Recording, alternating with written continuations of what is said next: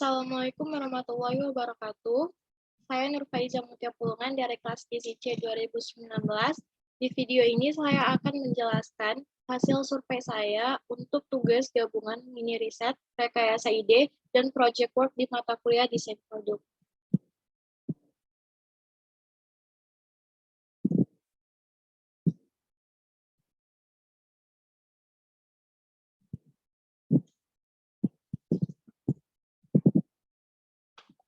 Nah, jadi tugas survei ini saya lakukan pada UMKM Keripik Moringa yang saya beri judul dengan peran desain grafis, kemasan, dan pemasaran produk makanan UMKM.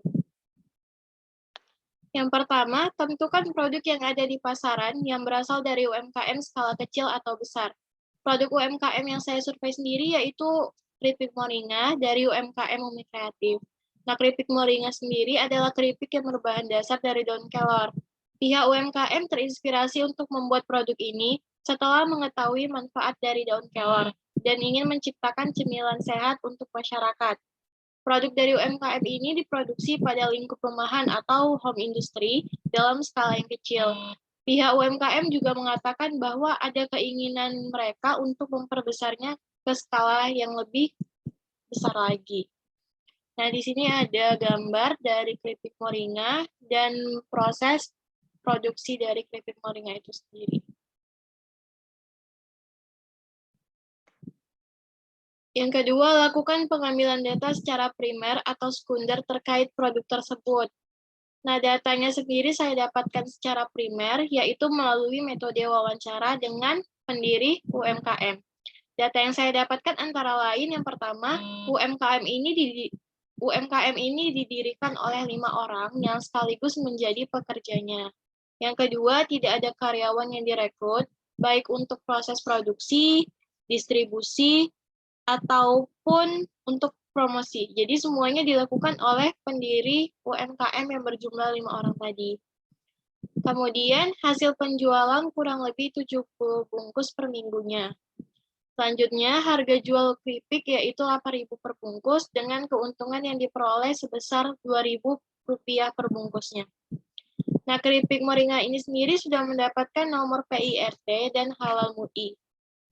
Yang terakhir, selain memproduksi keripik, pihak UMKM juga memproduksi mie basah, mie kering, jus, dan puding yang semuanya berbahan dasar dari daun kelor. Yang ketiga, berdasarkan data primer atau sekunder yang diperoleh, tentukan beberapa hal berikut ini. 1. Permasalahan yang diangkat. Jadi permasalahan yang diangkat berdasarkan data yang telah saya peroleh, yaitu perbaikan pada kemasan produk dan peningkatan di bidang pemasaran produk. Karena permasalahannya di sini, kemasan produk itu masih kurang menarik jika dibandingkan dengan produk-produk pesaingnya. Kemudian, peningkatan pemasaran produk itu juga perlu dilakukan untuk meningkatkan penjualan, karena rata-rata penjualan dalam 1 minggu masih belum tinggi. Yang kedua, teori yang digunakan untuk mengkaji permasalahan tersebut. Nah, teori yang saya gunakan ini saya dapat dari jurnal, di mana dalam jurnal tersebut dikatakan bahwa menurut Stefani pada tahun 2020, dalam Saidani dan Raga di tahun 2013, desain adalah jantung produk. Desain yang baik tidak hanya memiliki andil dalam penampilan produk, tapi juga dalam manfaatnya. Jadi, desain produk itu adalah suatu komponen yang menjamin agar produk tersebut dapat memenuhi kebutuhan dan keinginan yang diharapkan oleh pembeli, serta unsur-unsur produk yang dipandang penting oleh konsumen dan memiliki perbedaan dibandingkan dengan pesaingnya, akan dijadikan sebagai dasar pengambilan keputusan untuk pembelian. Nah, lebih lanjutnya lagi, menurut Kotler dan Keller, desain yang baik bagi perusahaan merujuk pada kemudahan dalam pembuatan dan distribusi. Sedangkan bagi konsumen itu sendiri, desain yang baik artinya produk yang indah atau bagus untuk dilihat, mudah dibuka, dipasang, digunakan, diperbaiki, dan dibuang. Nah, desain merupakan totalitas fitur yang mempengaruhi bagaimana sebuah produk terlihat, terasa, dan berfungsi bagi konsumen. Desain menawarkan 3 hal, fungsi, estetika, dan daya tarik. Sementara promosi merupakan upaya pemasaran yang bersifat media dan non-media untuk merangsang coba-coba dari konsumen, meningkatkan permintaan dari konsumen, atau untuk memperbaiki kualitas produk. Nah, ini adalah pengertian promosi menurut Sutisna tahun 2003. Jadi promosi itu adalah cara bagaimana produsen menyampaikan pesan ke masyarakat, atau bagaimana si produsen mengkomunikasikan jasanya kepada masyarakat. Secara luas, promosi dikenal sebagai komunikasi pemasaran, yaitu kegiatan komunikasi yang dilakukan penjual dan pembeli, dan merupakan kegiatan yang membantu dalam pengambilan keputusan di bidang penjualan. Tujuan utama dari promosi adalah menginformasikan, mempengaruhi dan membujuk serta mengikat si pelanggan serta mengingatkan pelanggan sasaran tentang perusahaan dan bauran pemasarannya itu gimana. Yang terakhir, tujuan pemecahan masalah. Nah, tujuan pemecahan masalah dalam survei ini adalah untuk meningkatkan jumlah penjualan produk dengan cara memperbaiki penampilan produk, penampilan kemasan tadi agar lebih menarik dan meningkatkan pemasaran produk agar tidak kalah bersaing dengan produk berbahan dasar sayuran lainnya atau produk-produk pesaingnya. Kemudian carilah satu jurnal yang sesuai dengan tema atau topik ataupun masalah atau pemecahan masalah dari hasil survei kalian. Kemudian bahas atau review hasil berikut. Yang pertama, apa topik yang diangkat oleh jurnal tersebut? Nah, pada jurnal yang telah saya pilih, topik yang diangkat pada jurnal ini yaitu peningkatan pendampingan dan praktik pada UMKM Stiksku yang menghasilkan produk berupa stik berbahan dasar daun kelor. Saat memulai bisnis stik sayur ini, mitra menjalankan dengan modal kecil, di mana stik ini dijual ataupun diproduksi pada lingkup rumahan atau home industry dengan skala kecil, tetapi lama-kelamaan muncul persaingan, di antaranya muncul cemilan berupa milidi, seblak yang digemari para remaja milenial. Nah, jadi latar belakang saya memilih jurnal ini adalah karena topik permasalahan yang diangkat pada jurnal itu serupa dengan topik permasalahan yang ada pada masalah UMKM yang saya pilih. Di mana produknya juga sama, yaitu stik ataupun keripik yang berbahan dasar dari daun kelor. Permasalahannya di sini sama, di mana di sini mereka juga masih kurang dalam hal kemasan dan pemasaran produk.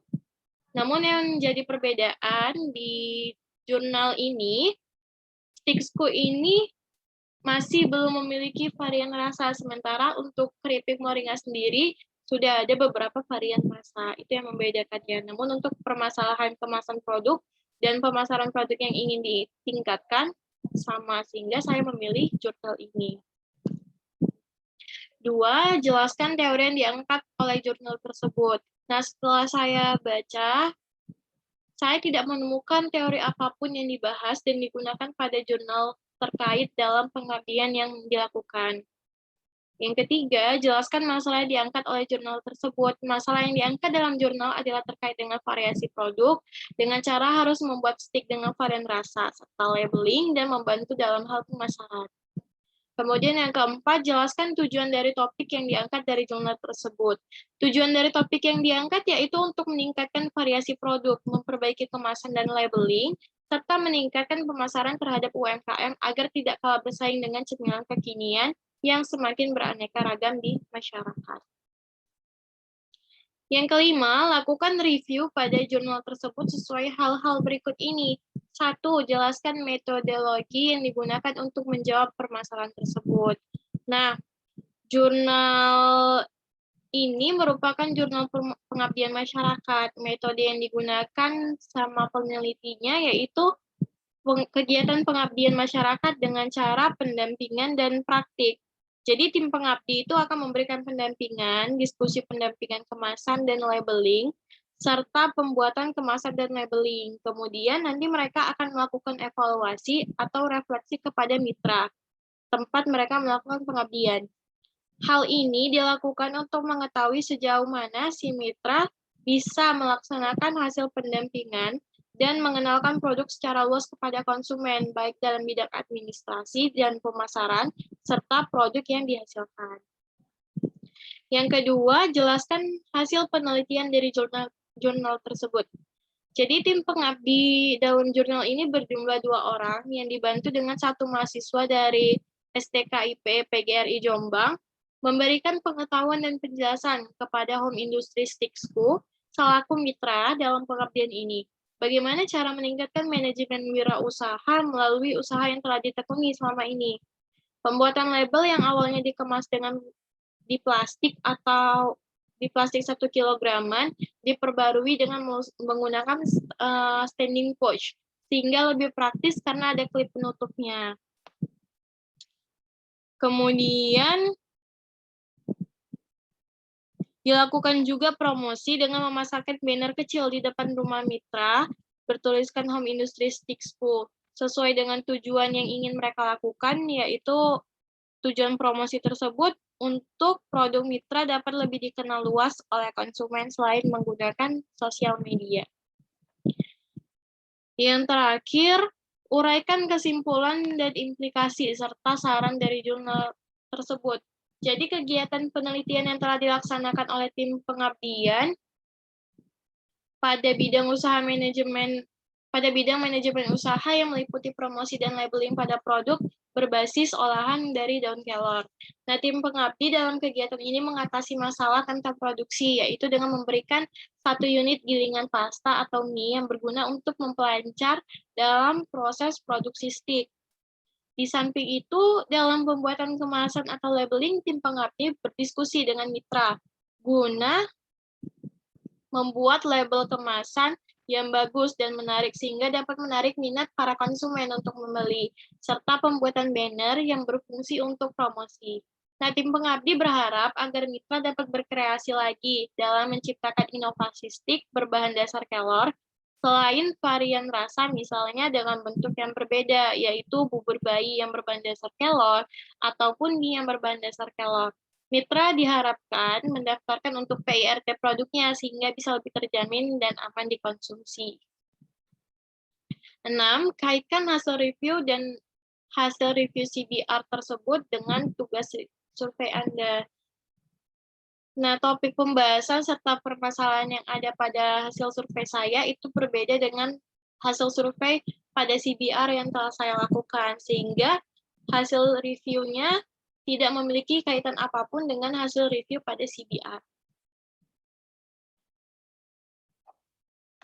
Yang ketujuh, susun dan rancang pemecahan masalah berdasarkan kasus yang sudah ditentukan. Jadi, rancangan pemecahan masalah berdasarkan kasus yang sudah saya tentukan ini ada 2, yaitu inovasi pada kemasan produk dan peningkatan di bidang promosi. Untuk inovasi pada kemasan produk yang pertama ini, menganalisis situasi yang ada serta membandingkan kelebihan dan kekurangan produk yang ada dengan produk pesaingnya, maka diusulkanlah sebuah inovasi. Jadi inovasi yang saya lakukan di sini pada kemasan produk, nah kemasan produk saat ini itu masih dalam plastik kilograman atau terkadang pakai standing pouch, di mana desain produk kemasan barunya nanti yang saya usulkan yaitu menggunakan aluminium foil. Standing pouch yang aluminium foil, bukan yang bening, dan desainnya itu diganti karena masih kurang menarik. Nah, ini adalah desain yang saya desain untuk saya usulkan sebagai desain di kemasan yang baru. Yang kedua ada peningkatan promosi. Jadi promosi yang sudah dilakukan adalah promosi secara langsung dan melalui sosial media. Promosi melalui sosial media yang dilakukan menggunakan WhatsApp dan via Facebook. Peningkatan promosi ini perlu dilakukan dengan cara membuat akun Instagram bisnis khusus produk UMKM. Karena Instagram itu saat ini menjadi sosial media yang ramai digunakan oleh masyarakat. Selain itu, perlu dibuat juga banner kecil untuk dipasang di depan lokasi produksi atau di depan lokasi home industry.